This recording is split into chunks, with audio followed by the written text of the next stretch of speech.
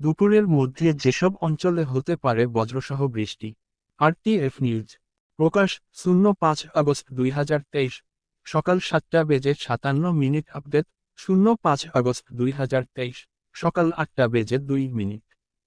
দেশের 7 অঞ্চলে উপর দিয়ে দক্ষিণ অথবা দক্ষিণ পূর্ব দিক থেকে ঘন্টায় 45 থেকে 60 কিলোমিটার বেগে অস্থায়ীভাবে দমকা অথবা ঝড়ো হাওয়াসহ বৃষ্টি অথবা বজ্রসহ বৃষ্টি হতে পারে বলে জানিয়েছে আবহাওয়া অধিদপ্তর। গুগল নিউজে ফলো করুন আরটিএফ অনলাইন।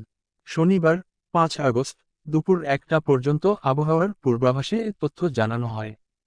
এতে বলা হয়, খুলনা, বরিশাল, পটুয়াখালী, নোয়াখালী, কুমিল্লা, চট্টগ্রাম এবং কক্সবাজার অঞ্চলসমূহের উপর দিয়ে দক্ষিণ অথবা দক্ষিণ পূর্ব দিক থেকে ঘন্টায় 45 থেকে 60 কিলোমিটার বেগে অস্থায়ীভাবে দমকা অথবা ঝোড়ো হাওয়াসহ বৃষ্টি অথবা বজ্রসহ বৃষ্টি হতে পারে।